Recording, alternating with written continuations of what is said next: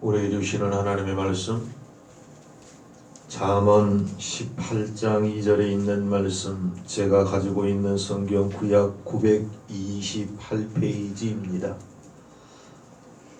잠언서 18장 2절에 있는 말씀 봉독합니다. 미련한 자는 명철을 기뻐하지 아니하고 자기의 의사를 드러내기만 기뻐하느니라. 아멘.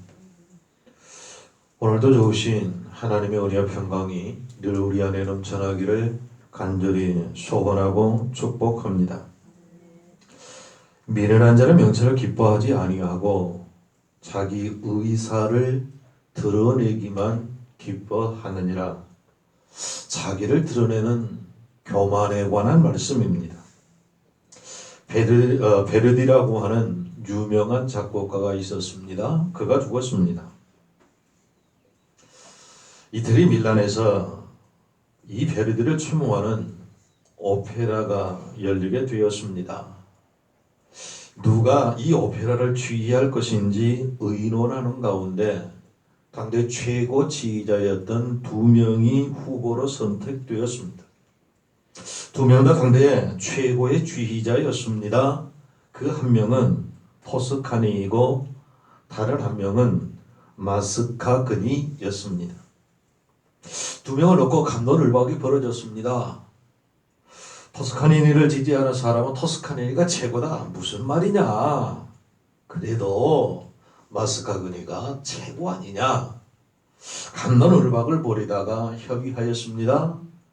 그 음악을 반은 한 사람이, 반은 다른 사람이 지휘를 하자. 그렇게 하기로 하고 두 사람을 다 지휘자로 초청을 합니다. 그런데 마스카그니는 교만한 사람이요 토스카니니는 아주 겸손한 사람이었습니다.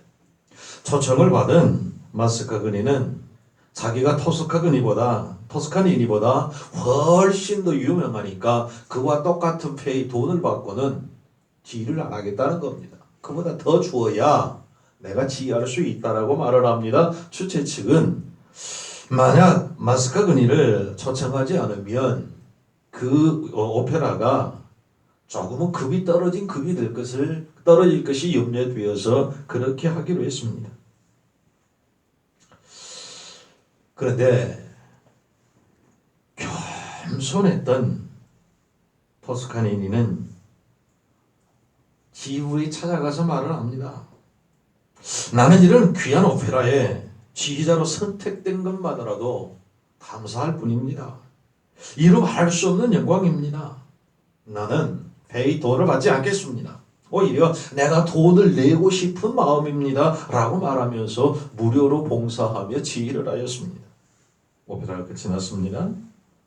겸손했던 토스카니니는 그 인기가 하늘 높은 줄 모르고 이곳저곳에서 초청이 들어왔습니다. 그러나 교만했던 마스카그니에 초청하는 이가 없습니다. 마치 가글의 추풍낙엽처럼 떨어져 버리고 말았다는 이야기였습니다.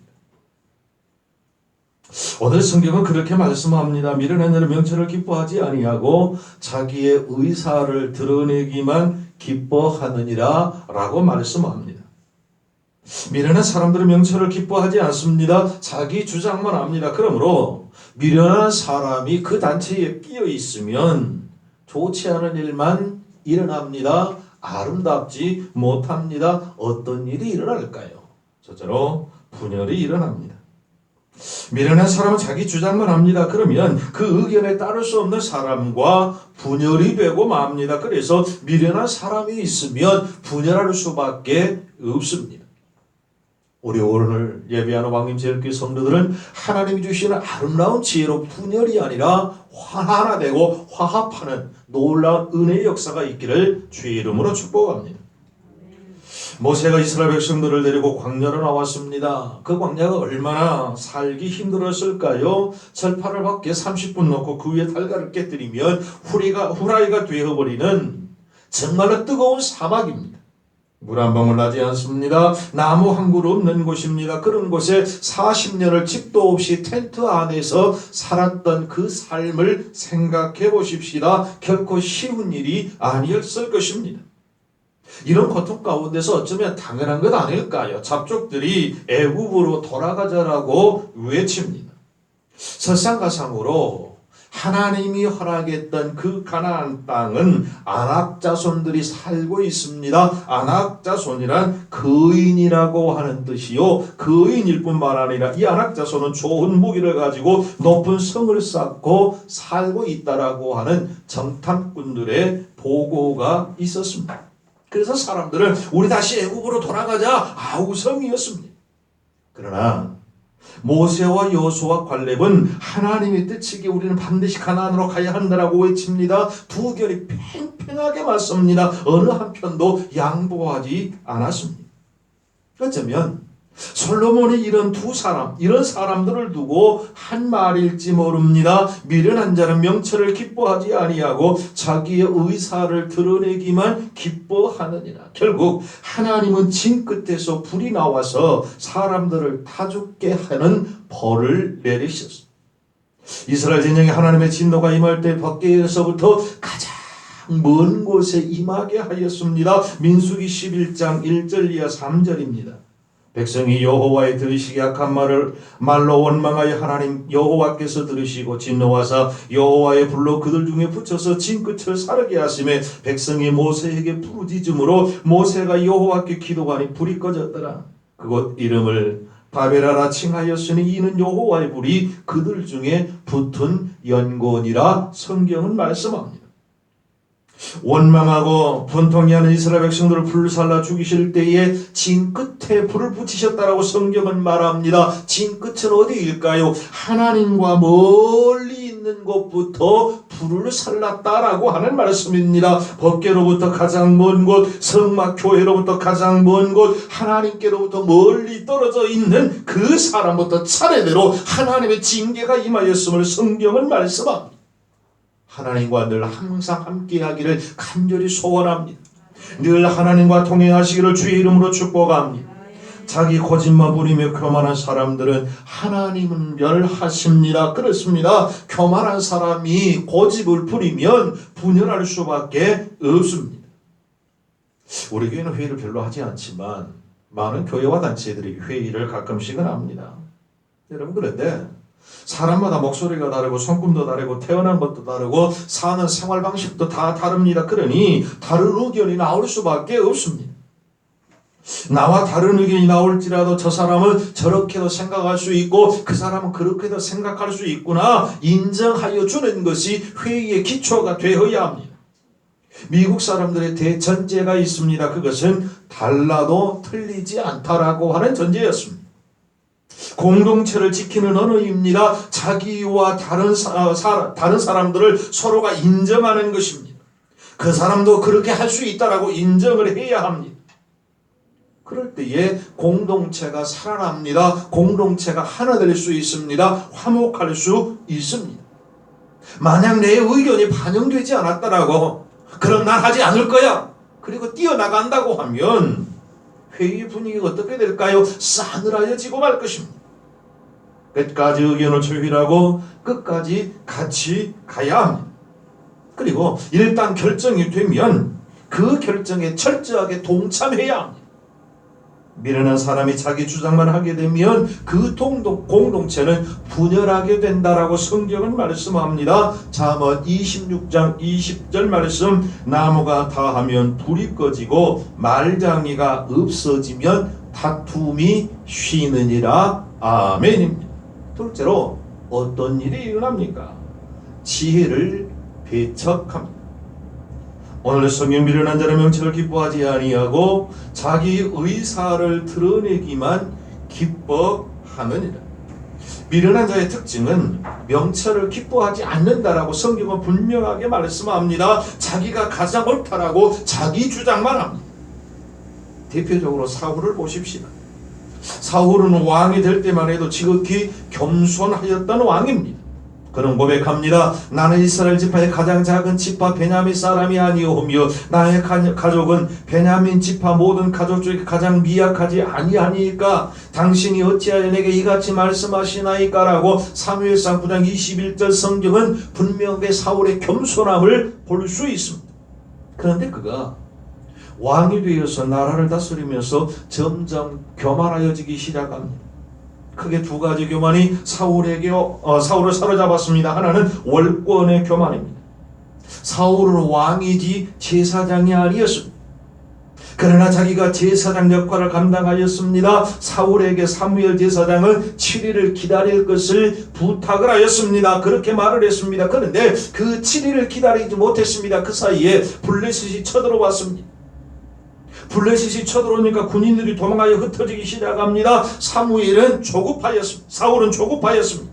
그러므로 사울은 사무엘을 기다리지 못하고 자기가 번제와 화목제를 하나님께 드렸습니다. 그 제사가 끝날 때 사무엘이 와서 사무엘상 13장 12절에 보니까 왕의 행한 것이 무엇이뇨? 라고 묻습니다. 그러자 사울이 대답합니다.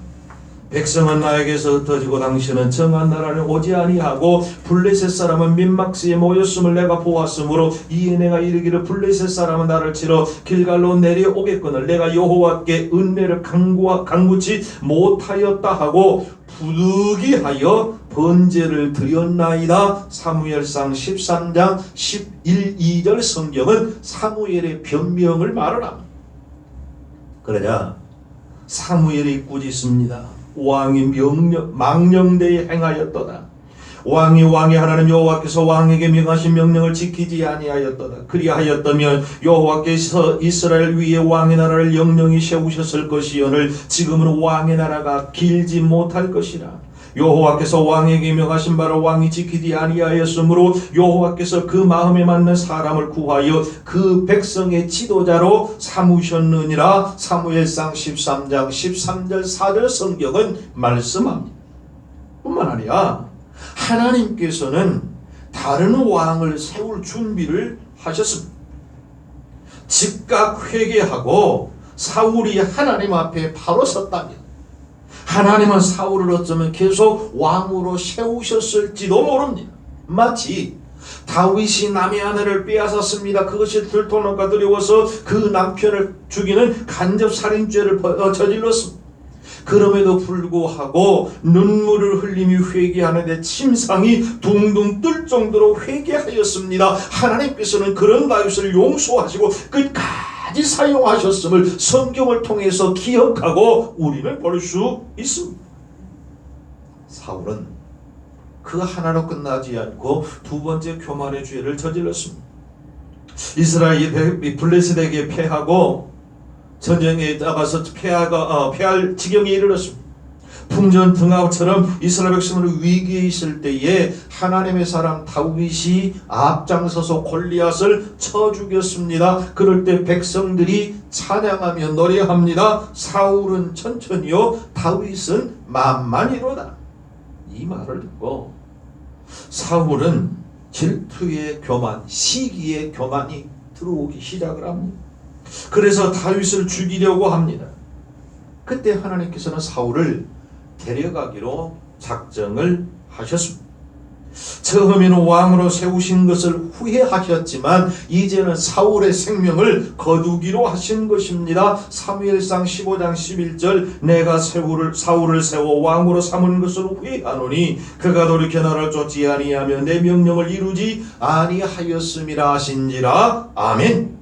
사무엘이 말합니다. 사무엘상 15장 23절 이는 거역하는 것은 사설의 죄와 같고 완고한 것은 사신 우상에게 절하는 죄와 같음이라.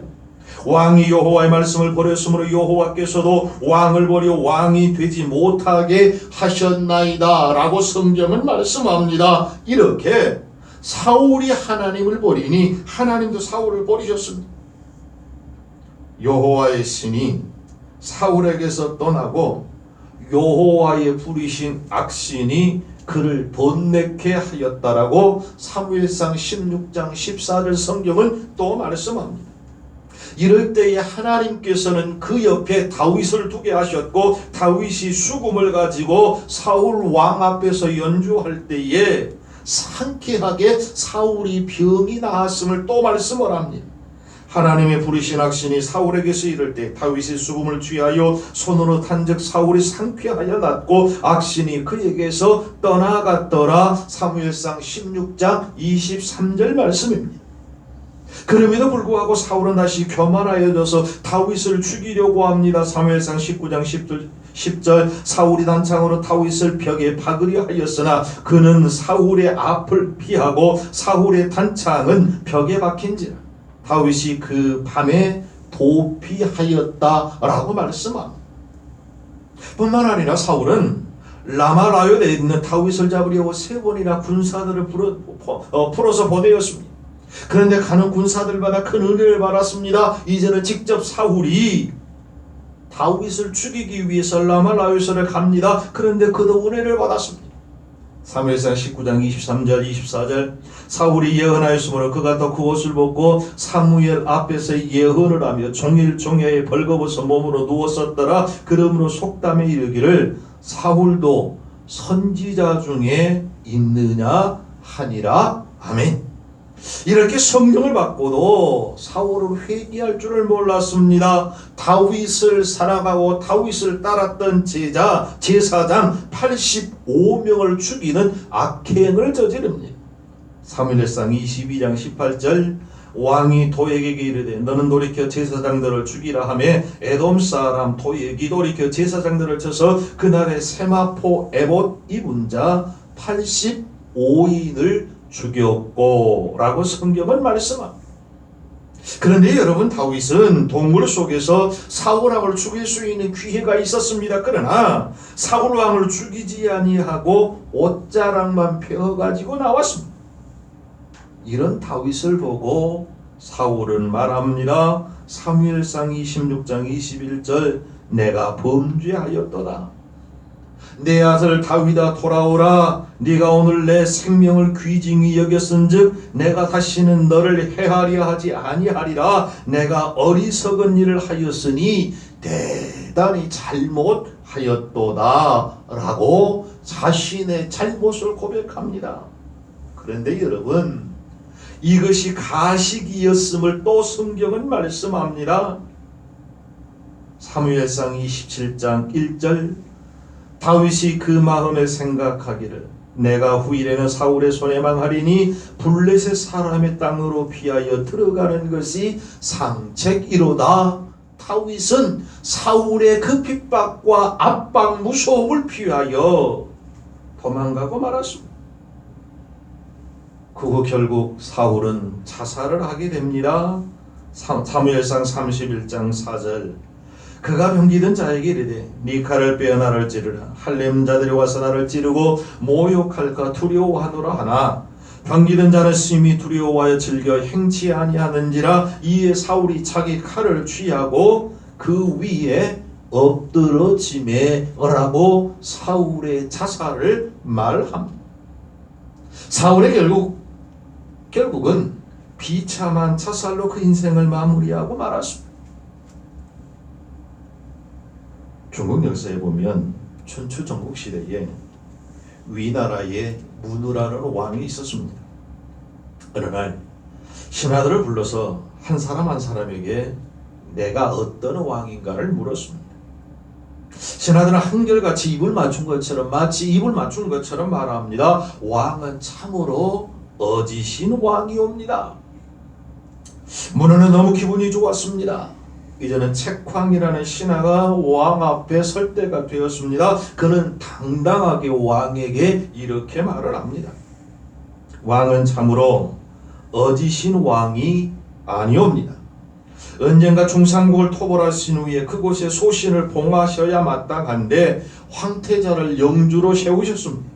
도리에 어긋난 처신을 하시는 왕이시기에 어지신 왕이라 할 수 없습니다. 이제까지 많은 신하들이 왕이 어진 왕이라고 해서 마음이 한결같이 들떠 있는데 이 책황이라고 하는 신하가 와가지고 그 들떠 있는 마음에 참으로 확 끼었어. 화가 난 문호 왕은 노발대발하면서 그 책황이라는 신하를 내어 쫓아버리고 말았어. 기분을 조금 가라앉힌 다음에 임좌라고 하는 신하의 차례가 되었습니다. 신하들은 임좌가 무슨 말을 할까 초미의 관심사였습니다. 노발대발하였던 그 왕의 모습이 눈에 훤하기 때문입니다. 가슴을 졸이며 숨을 죽이고 보고 있습니다. 왕이 물었습니다. 그대는 나를 어떻게 생각하는가? 그랬더니 임주아가 말합니다. 왕은 참으로 어디신 왕이옵니다. 기분이 조금 풀렸습니다. 그 이유를 물었습니다. 왜 그렇게 생각하느냐? 임자가 대답합니다. 자고로 어진 임금 밑에서는 직언하는 신하가 난다고 하옵니다. 그런데 조금 전 책황은 확실히 맞는 직언을 하였습니다. 그런 신하가 왕 밑에 있다는 것이 왕이 어진 왕이라는, 어디신 왕이라는 증거가 아니겠습니까? 이 말을 듣고 왕은 말합니다. 껄껄 웃으면서 참 옳은 말이다. 네가 아니었으면 내가 책황에게 큰 잘못을 저지를 뻔하였다. 그리고 책황을 다시 불러서 크게 썼다라고 하는 이야기였습니다. 사랑하는 성도 여러분, 미련한 자는 교만하여 남의 말을 잘 듣지 않습니다. 그러나 남의 말을 들을 줄 아는 이는 지혜로운 사람입니다. 성령의 은혜 가운데 들을 수 있는 귀가 열려지기를 축복합니다. 열려있는 그 마음을 통해서 모두의 말을 들을 수 있는 하나님의 은혜가 임하기를 주의 이름으로 축복합니다. 마지막 세 번째, 발전이 없습니다. 미련하여 자기 말만 하고 자기 주장만 하는 사람은 발전이 없습니다. 그리고 그 사람이 속해 있는 공동체도 역시 발전이 없습니다. 부흥이 있을 수 없습니다. 이유는 그 한 사람 때문, 자기 고집대로만 하려 하기 까닭에 화합하지 못하고, 그러므로 그 공동체와 단체는 다 발전할 수 없습니다. 자기 고집대로 자기 교만대로 살려고 하는 사람에게 어떻게 발전이 있을 수 있을까요? 자기가 제일인데 말입니다. 자기 주장이 너무 강한데 말입니다. 그러면 지혜가 배척을 합니다. 그러니 바로 될 수가 없습니다. 미국 어느 교회에서 나온 이야기입니다. 교회 제법 중직에 있는 한 명이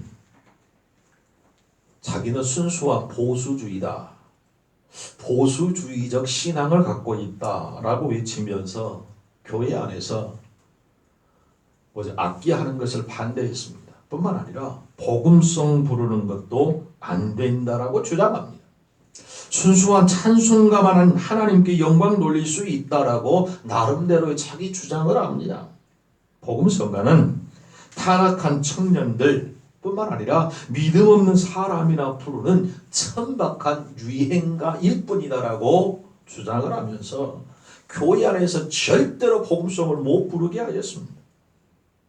연하나 목사님이 복음송을 부르자라고 말합니다. 반주자가 반주를 합니다. 온 성도가 함께 기뻐하며 찬양을 하였습니다. 그 후에 이 사람이 반주자를 따로 불렀습니다. 그리고는 호통을 쳤습니다. 똑바로 알아야지. 아무리 목사님이 부르자고 한다고 그 복음송을 반주하는 게 어디 있어. 만약 다음번에 한 번이라도 복음송을 반주하면 네 쫓아버릴 줄 알아. 반주자는 겁이 났을까요?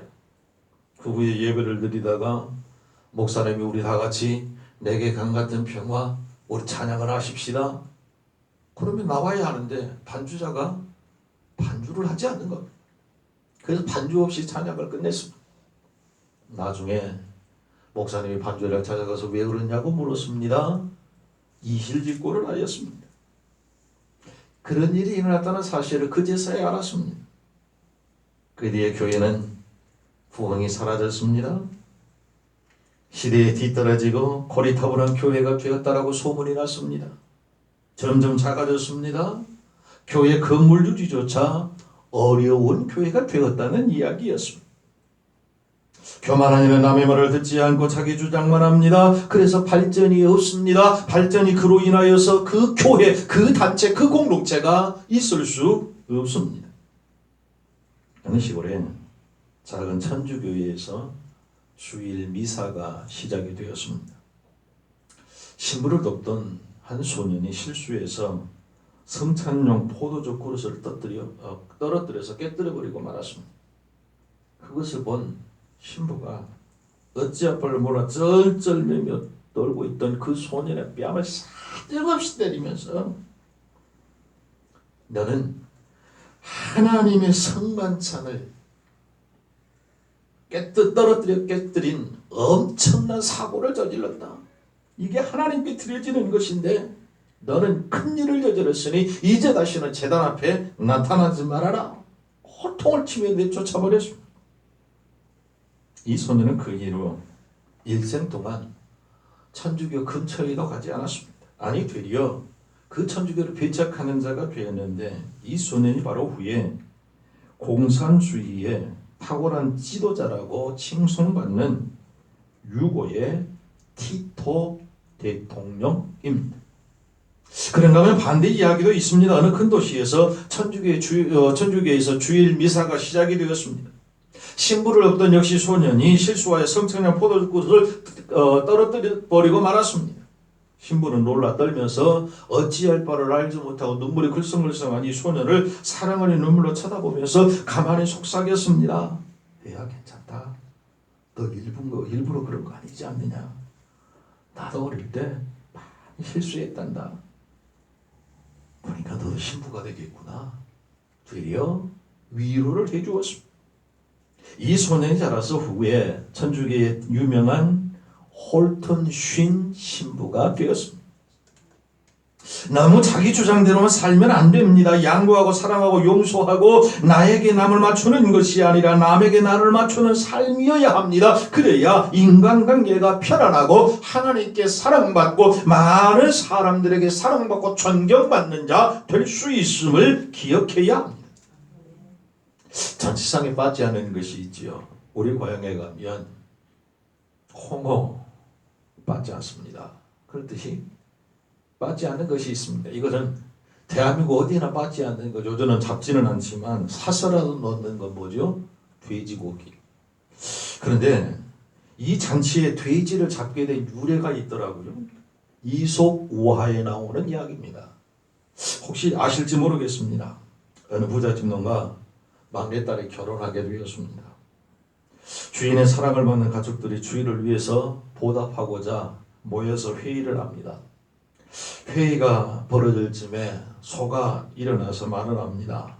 내가 이 집에서 가장 오래 있었으니까 회장이 되어서 이 회의를 주관하겠소. 그랬더니 모두가 그렇게 하기로 합니다. 그래서 계획을 선언하고 소가 말합니다. 며칠이 지나면 집주인의 사랑받는 따님이 결혼하는데 누가 잔치 때 잔치상에 제물이 될 것인지 오늘 결정하려고 합니다. 제 생각으로는 주인을 위해서 할 일 없는 동물이 죽는 것이 좋겠는데 여러분의 의향은 어떻습니까? 그랬더니 모든 동물들이 좋습니다. 그렇게 하십시다.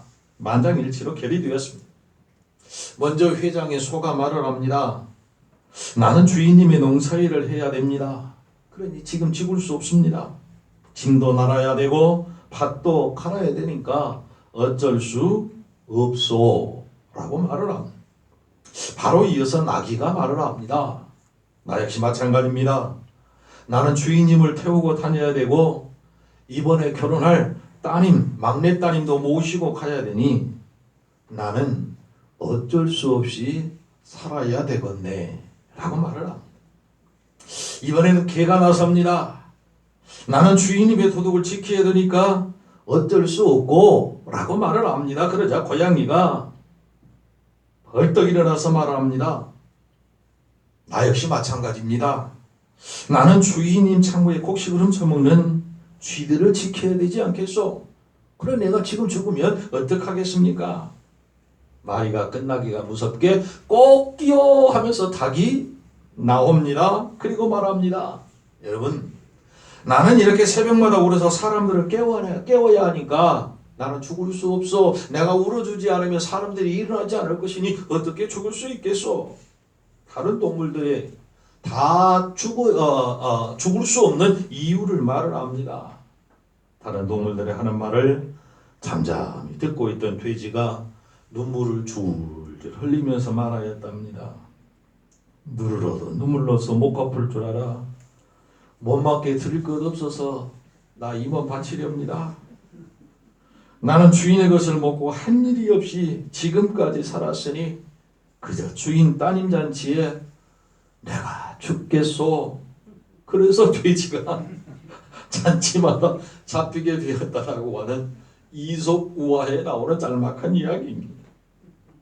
어쩌면 이렇게 희생하고 남을 위해 살아가는 삶이 우리 그리스도인의 삶이 되어야 되지 않을까요? 성경은 말씀합니다. 교만은 패망의 선봉이라고. 결론의 말씀을 드리고 말씀을 맺습니다. 교만한 사람이 자기 주장만 하게 되면 세 가지의 일이 벌어집니다. 분열이 일어나고 지혜를 배척하고 발전이 없습니다. 사랑하는 성도 여러분, 나 자신을 내세우기보다 하나님의 영광을 위한 아름다운 삶이 되기를 간절히 소원합니다. 우리 함께 오늘 본문 말씀 잠언 18장 2절에 있는 말씀을 읽습니다. 18장 2절 시작. 미련한 자는 명철을 기뻐하지 아니하고 자기의 의사를 드러내기만 기뻐하느니라. 아멘. 기도하겠습니다. 참 좋으신 하나님, 나를 주장하기보다 나를 겸손히 낮출 줄 아는 믿음의 사람 되게 하옵소서. 내 말을 소리 높여 지르는 바보가 아니라 다른 사람의 소리를 귀 기울여 들을 줄 아는 겸손의 사람 되게 하여 주옵소서. 예수님의 이름으로 기도하옵나이다. 아멘.